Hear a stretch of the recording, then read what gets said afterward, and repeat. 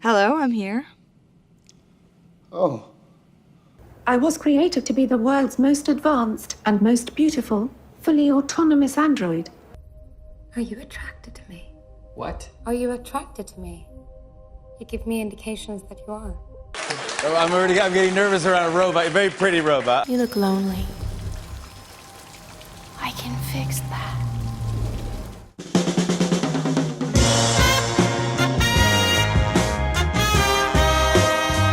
Hello everyone, I hope you're keeping well. Today we're talking about digital women. I've recently been fascinated by the gendered nature of AI and everything from Alexa to Ex Machina, so I thought it would be interesting to look at both the current state of gendered AI as well as digital women on film and how they reflect and at times reinforce real-world gender dynamics. I'm going to look at Blade Runner 2049, Ex Machina, and Her to see how they portray the trope of the artificial woman.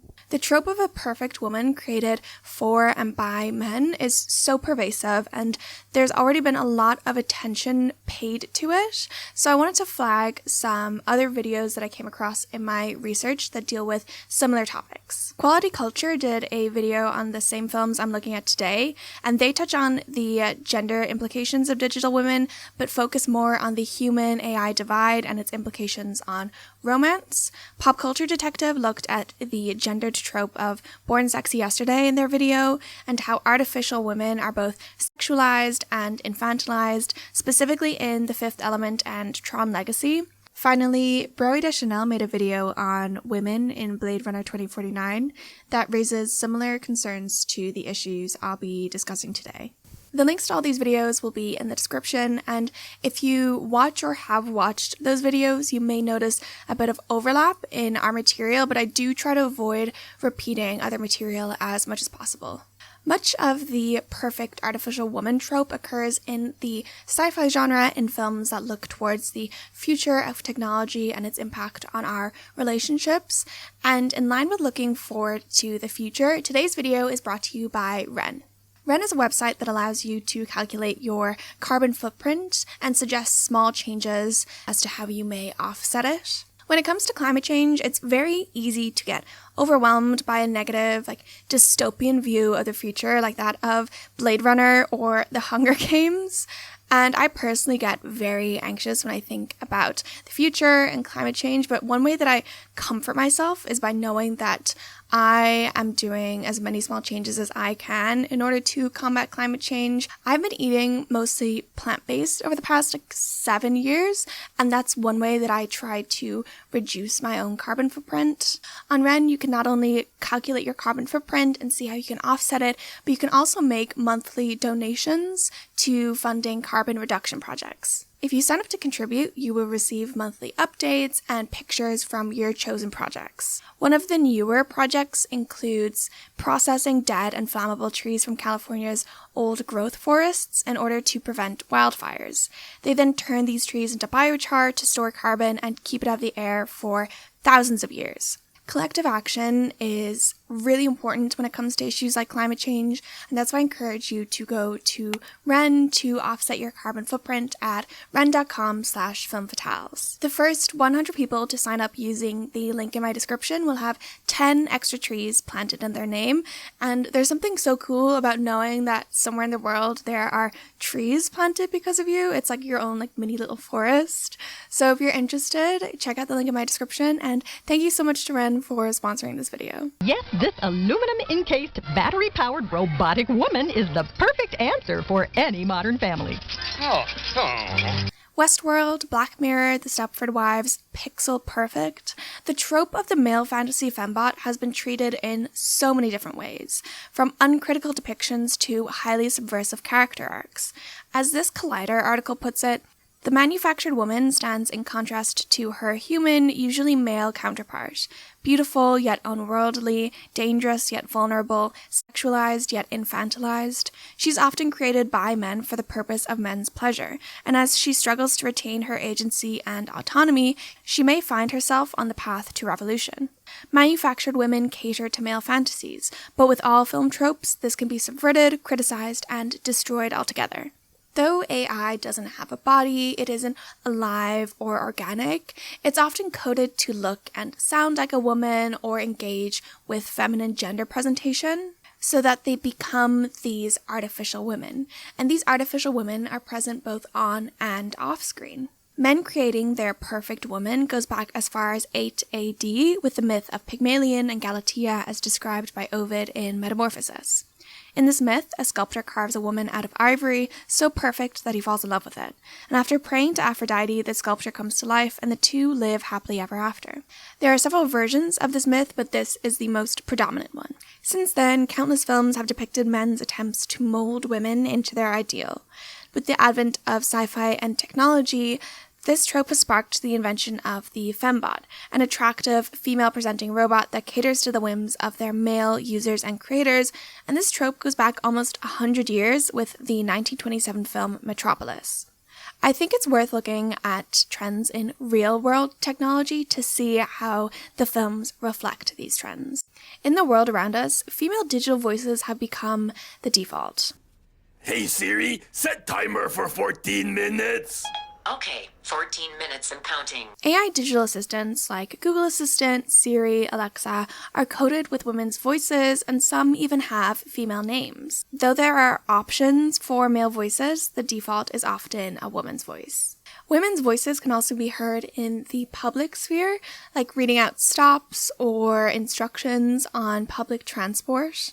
The predominant rationale behind these decisions is that women's voices are thought to be less threatening and people are supposedly more likely to take orders from a woman's voice. I also read that some tech developers steered away from male voices because of the evil HAL in 2001: A Space Odyssey. Does art imitate life, or does life imitate art? That's the question here. The personality of these digital assistants contains traits that are typically thought to be feminine.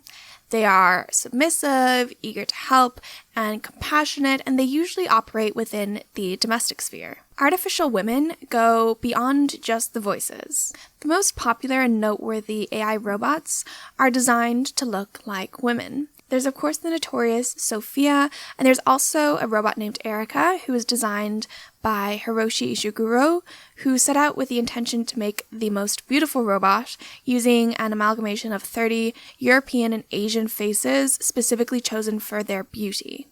With all of these artificial women, not only are there gender implications, but there's also class and race implications. The digital voices that we hear often sound upper middle class, educated, and white.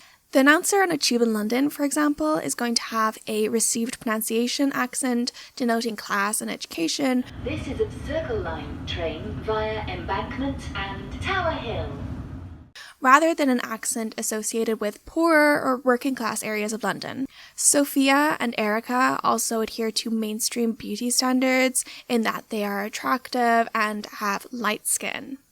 I think it says something about the male-dominated industry of tech that robots with no inherent gender are being made to look and sound like beautiful women.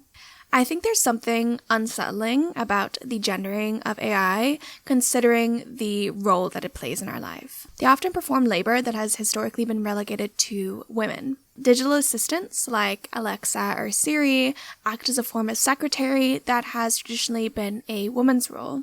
Some AI may perform, or in the future will perform, emotional labor and act as a sort of therapist for their user. And of course, SEX robots are performing the roles done by SEX workers, the majority of whom have historically been women. With all of this technology, simulations of everything from women's subservience and empathy to their bodies can be bought. Digital women are now for sale. This is especially unsettling considering the imbalanced gendered hierarchies in the tech industry. There's this prevailing ambition to make the perfect artificial woman who obeys, helps, and appeals to their users. And how much of this can be put down to male fantasies or men's desires to control women, I'm not sure. But the fact that the feminine gendering of AI and the demand for female AI is so pervasive really speaks to the desire to have subservient and attractive women without caring how women actually feel. As Jennifer O'Mara writes, in the real world, this trend of giving female names and voices to devices using speech technologies is thought to reinforce broader cultural desires for women to be passive, agreeable, and easily dominated. The highly subservient and objectified nature of female AI translates onto film and is all the more evident when we contrast them to male AIs. Male AIs are often characterized by their inhuman physical strength and abilities, their coldness, their efficiency. They can do whatever it takes to get the job done with little empathy for others. Female AIs are dominated by empathy and compassion, providing male characters with a sense of connection that they can't get from other people. They are subservient, domesticated, but above all, they are physically attractive and arouse the interest of the male characters and the spectator. Another gendered film trope has its roots in the real-world tech industry. Elon Musk, Steve Jobs, Jeff Bezos, Mark Zuckerberg are all lauded for their talent and business savvy, and they're all branded as geniuses. Roboticists on film are likewise usually white men, reflecting the real gender hierarchies and perceived notions about the tech industry and computer science. These roboticists are typically isolated and work alone, which feeds into the myth of the white male genius, not unlike the real world. Now that I've established some of the real-world and artistic contexts for the characterization of digital women, it's time to look at some films and see whether they reinforce or challenge predominant notions around female AI. Joy goes anywhere you want her to go. Blade Runner 2049 builds on the plot of the original Blade Runner and is set 30 years after. The first Blade Runner came out in 1982, and any film bro will tell you that it is a staple of the sci-fi genre. The original film is set in 2019 in a dystopian LA after humans have colonized other planets. Humanoid robots named replicants were outlawed after an uprising on one of the colonies, and people named Blade Runners are hired to track them down and retire them. The film follows one Blade Runner, Deckard, as he hunts down 4 replicants, and along the way he meets and falls in love with Rachel, who is also a replicant. Blade Runner 2049 follows a Blade Runner K, who is also a replicant, as he attempts to find Rachel's child. Rachel died in childbirth prior to the events of the film. Kay spends the time he's not working at home with his holographic AI girlfriend, Joy. Joy and Kay spend much of the film thinking he is Rachel and Deckard's child, but we find out they actually had a daughter named Anna who creates memories for replicants. At the end of the film, Kay dies after reuniting Anna with her father. There was a lot of criticism lobbed at this film after its release for its depiction and objectification of women, but the director, Denis Villeneuve, is staunch in his defense of the film. In an interview with Vanity Fair, he states, "I'm very sensitive to how I portray women in movies. This is my 9th feature film, and 6 of them have women in the lead role. The first Blade Runner was quite rough on the women, something about the film noir aesthetic, but I tried to bring depth to all the characters. For Joy, the holographic character, you see how she evolves. It's interesting, I think." He also says, "What is cinema? Cinema is a mirror on society. Blade Runner is not about tomorrow, it's about today.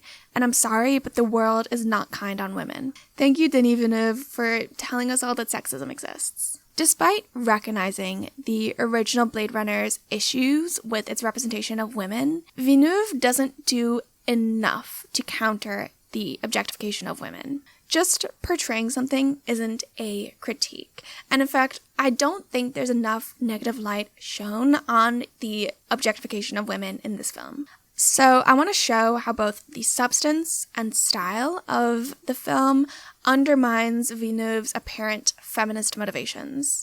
Despite coming out 35 years after the original, Blade Runner 2049 doesn't afford its women much agency. There are more female characters than the original, but again, they lack the depth of their male counterparts.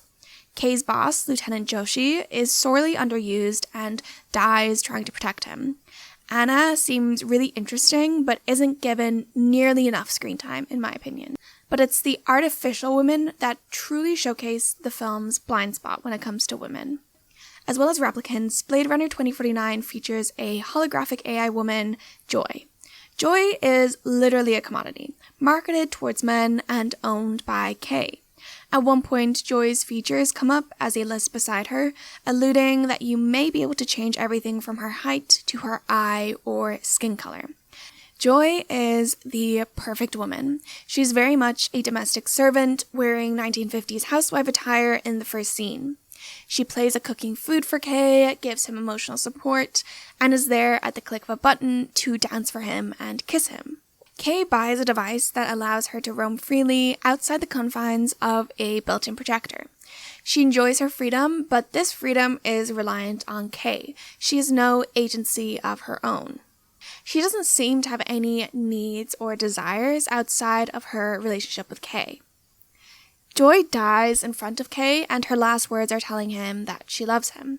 There's nothing wrong with depicting the love of a holographic woman, but when it's her only defining character trait, it seems reductive. When she's literally built to serve a man, and she does exactly that, it questions how genuine those feelings are and also highlights the lack of depth in her character. And contrary to what Villeneuve said, I don't think she evolves past her programming. Joy is also one of 2 non-white women in the film, and having the only Latina character be defined by her sexuality doesn't do much to critique women's objectification, when Latina women are often framed as a sexy, exotic other in American culture. The other artificial women in the film are all replicants. The replicant woman we see the most of is Love, who's the assistant to the white male genius of the film, Neander Wallace. Wallace kills a female replicant right after she's born, showing how they are completely disposable to him. And in the background of this scene, we see Love crying. Out of empathy or anger, we're not sure, but her ensuing actions go completely against this display of emotion. She shows great allegiance to Wallace, obeying every order. She's shown to be deeply disturbed by Wallace's disposal of a replicant, only to do the exact same thing to a copy of Rachel. Maybe she's too comfortable to give up the luxuries the job affords her. Maybe she's coded to not have a choice, but unfortunately the film doesn't give us enough of her to make sense of her, and she's killed by Kay before we can explore her any further. The next replicant woman is Mariette, a SEX worker who targets Kay to tap him for a replicant revolution, and there's a scene outside a brothel of some sort, and all of the SEX workers seem to be women, furthering the theme of women as commodities. The replicant at the head of the resistance is Freyja, who tells Kay about their plans to revolt, but that's it. She disappears after that, and maybe it's setting up a sequel, but I would have loved to see more of the resistance, or even more of Anna, of women in general, instead of like another 5-minute long scene of Ryan Gosling brooding. Now don't get me wrong, I think Ryan Gosling is a fantastic actor, and all of these scenes are shot beautifully with the cinematography by Roger Deakins. But all of this only furthers our identification with the male protagonist. It gives him further emotional depth, rather than, again, paying any attention to the women in the film. With a 2.5-hour runtime, it's not like they were squeezing material into this film. There was easily space for a greater focus on women or an exploration of the gender dynamics at play. But the only way we get to experience the female characters is when they're either talking to or about men. None of the films I'm talking about today pass the Bechdel test, by the way, in case you're wondering. The dehumanizing treatment of women translates onto the film's style. There are so many shots in the male gaze objectifying women. There are dancing holograms of women, huge nude joy advertisements, lingering shots of the nude female replicant body, massive sculptures of nude women, and you may argue that this is simply representing the future exploitation of women under patriarchy. But again, it's hard to say where any critique is. We don't know how we got to this stage. We don't know how people feel about this stage. And as Broe Deschanel says in her video, as Kay navigates the downtown area and enormous holographic advertisements of joy saunter the streets completely naked, are male audiences being asked to revile this dangerous commodity that encourages men to replace real-life women with a sexualized hologram? Or are they being asked to ogle a massive naked female body? The answer is unclear. Again, if the focus had been more on the female characters, it might have felt more like a condemnation of the objectification of women. If we got to see Joy speak out against the purpose for her creation, if we see Love rebel against her male creator, rather than blindly carrying out his orders, this film would have gone deeper into the gender dynamics. By giving the female characters, specifically Joy and the female replicants, more agency or emotional depth, the film may have been able to critique or at least explore our culture's persistent devaluation and objectification of women. But it doesn't do that, and the female characters are given very little screen time.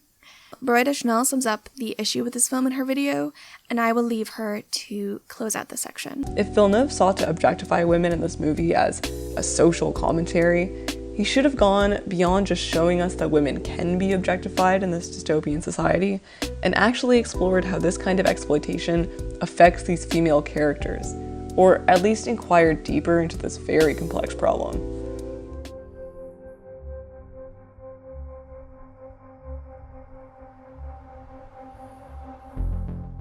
Ex Machina was directed by Alex Garland and revolves around Caleb, a software engineer who's chosen by the head of his company, Nathan, to participate in a Turing test and see whether he can view Nathan's robotic woman as human. The AI woman, Ava, and Caleb have several conversations, and Caleb gains feelings for her. Nathan is a misogynistic egomaniac who mistreats Ava and his servant Kyoko, who is also a robot. Caleb hatches a plan to break Ava free from Nathan and run away together. Ava breaks out of her room, and with the help of Kyoko, they kill Nathan, with Kyoko dying in the process.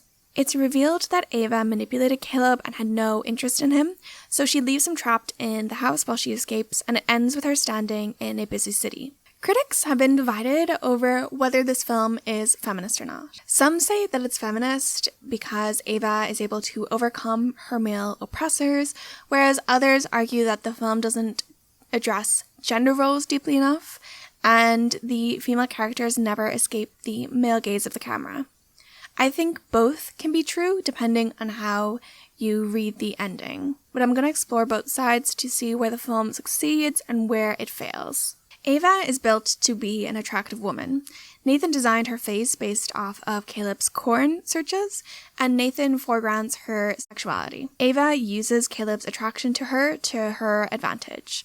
She appears initially to fit into the born sexy yesterday trope as outlined by Pop Culture Detective, but the ending reveals that this was all an act.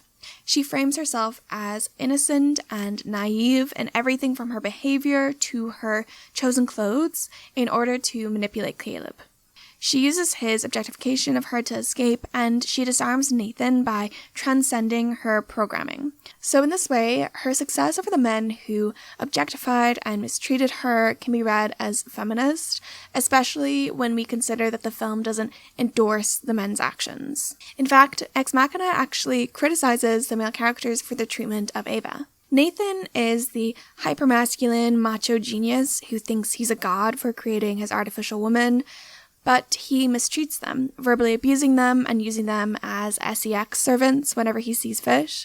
He has even programmed a sexual submissiveness to them, and Kyoko in particular seems to anticipate male desires. We're not supposed to like Nathan, and his murder at the hands of his creations is framed as a triumph. On the other hand, Caleb is an embodiment of the nice guy. He thinks he's more deserving of Ava's affection and doesn't realize that he, like Nathan, is objectifying her.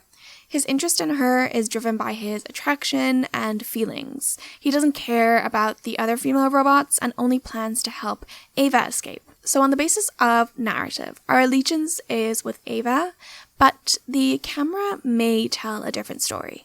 Ava is frequently subject to the male gaze, both that of the camera and the literal male gaze of Caleb. There are cameras set up in her room, and Caleb watches her while Ava reconstructs her body using the body parts of an Asian-looking robot, and the audience is forced to be a voyeur along with Caleb. The camera shows Ava's full nude body as she admires herself in the mirror, and most critics cite this as evidence of Garland's objectification of her. It's true that there is a distance between the audience and Ava because we are encouraged to identify with Caleb and view Ava as an object. We are left interpreting Ava through the filter of Caleb and his interactions with her. However, I think the male gaze is subverted to the extent that Ava uses it against Caleb. She tells him, Sometimes at night, I'm wondering if you're watching me on the cameras. And I hope you are. And from there, it's like she performs for the camera and eventually uses his objectification of her to escape. That being said, there is the same issue as Blade Runner, where male directors shoot women in the male gaze and then claim that they are critiquing the objectification of women. Sena Yi argues, the danger in exposing a theme such as gender inequality by generating even more images of eroticized women is that there's no guarantee that viewers will perceive nudity as something political and subversive. They could very well miss the message and simply be aroused. Trying to critique both our culture's objectification of women and the character's objectification while objectifying women is tricky, as we are encouraged to fetishize and ogle Ava. The racial element of Ex Machina is also really important to consider. Kyoko is an Asian-looking female robot that embodies the stereotypes often prescribed to Asian women. She's silent, she performs domestic duties, and she is sexually submissive. Though Kyoko may be a critique of the use and exploitation of the labor and subservient stereotypes of Asian women, the film doesn't go past a one-dimensional portrayal of her to fully explore these, or allow her any subjectivity or agency. She's not even afforded a voice. She exposes her artificial body to Caleb and dismantles the constructed nature of her beauty, but her one act of rebellion is to help Ava escape. Because of this, Kyoko primarily functions as a sacrificial lamb for the narrative. She's disposable. And the same can be said for the other non-white robots, the bodies of whom Ava scavenges for parts. Ava's non-white predecessors also lay the groundwork for her. She's quite literally built off the back of them. However, ultimately, the film is a tale of white female empowerment, as Kyoko and the other non-white robots are left trapped in Nathan's house as Ava walks away in the skin of an Asian-looking robot.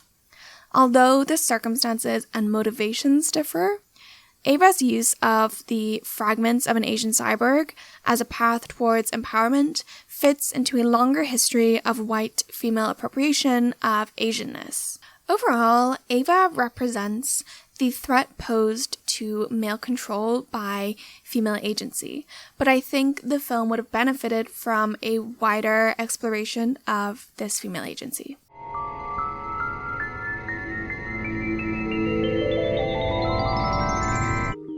Her is set in a futuristic LA and follows a man named Theodore who is separated from his wife and leads a lonely life. He purchases a new AI operating system who names herself Samantha. We at no point see Samantha as she's just software, but we get to know her through her conversations with Theodore. Samantha is always learning and evolving, and she comes across as a bubbly and charming woman. Theodore and Samantha fall in love, and Theodore's relationship with Samantha enables him to move on from his ex-wife and finally divorce her. However, at the end of the film, he learns Samantha has been talking to thousands of people and has fallen in love with hundreds others. Samantha and other OSs decide to transcend their human users and live together free of constraints in some sort of software cloud they've created. The film ends with Theodore and his friend Amy sitting together on a rooftop after they've both been left by their OSs, signaling that perhaps he's now ready for human connection. Her is really interesting because the AI woman doesn't have a body. She's never seen, only heard. Samantha is voiced by Scarlett Johansson, and this casting choice is particularly interesting because it was a recasting. Samantha was initially voiced by Samantha Morton, who worked on set, and it's her voice that Joaquin Phoenix is responding to. It's only in post-production that the director Spike Jonze and sound engineers went in and replaced Morton's voice with Johansson's. This raises questions of why she was recast.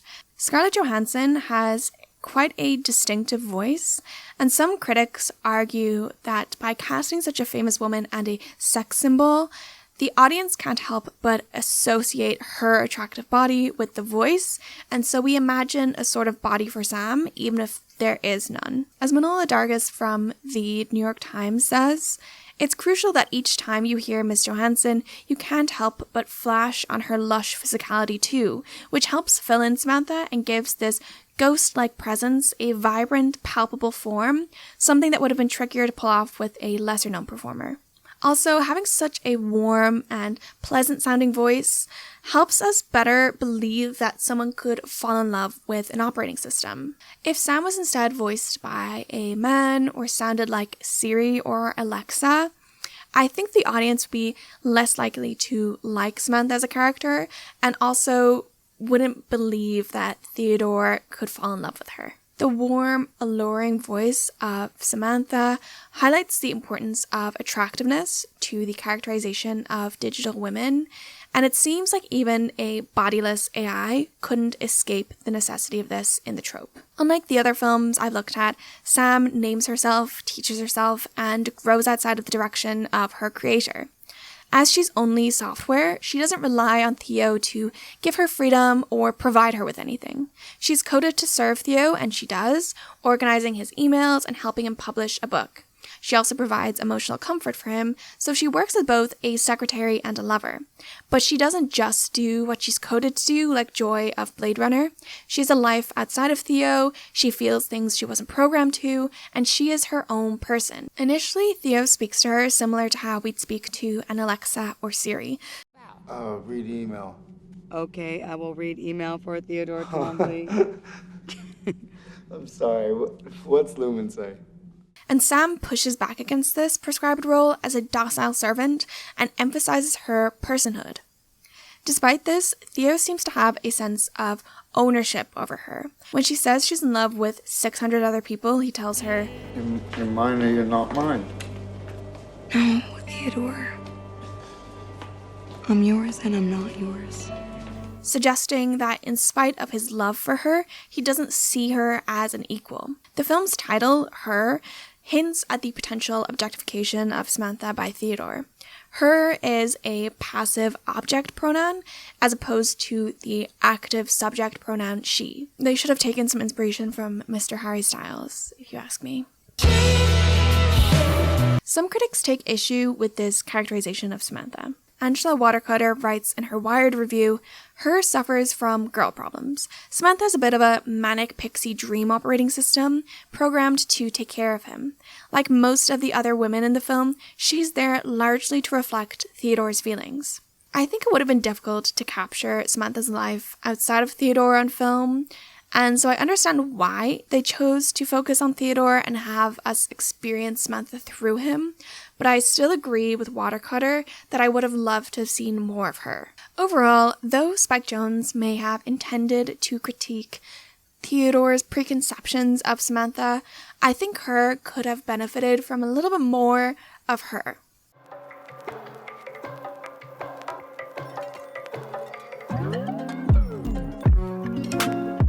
As Alex Garland says of Ava in Ex Machina, Ava is not a woman. She is literally genderless. The things that would define gender in a man and a woman, she lacks them, except in external terms. I'm not even sure consciousness itself has a gender. Despite their lack of gender, science fiction AIs are not just prescribed female, but they are rendered hyper-feminine and sexualized. Digital women often reflect the patriarchal culture in which they were created, both on and off screen, and they speak to men's desires to control women's bodies. They often reflect real trends in the tech industry and the ambition to create a perfect woman that is beautiful and submissive. I think it's interesting that none of the mainstream films or TV shows about digital women are written or directed by women. There's a huge gap where male writers and directors are depicting the commodification of women, and I think this definitely harms the films, as there's no real exploration of how that objectification impacts the women themselves. And I think across all the films that I've talked about today, that is the crux of the issue. That is all I have for you today. I'd love to hear your opinions and interpretation of these films, as well as any other films that you might think of that contain the perfect artificial woman trope. I hope you enjoyed this video, and I will see you in my next one.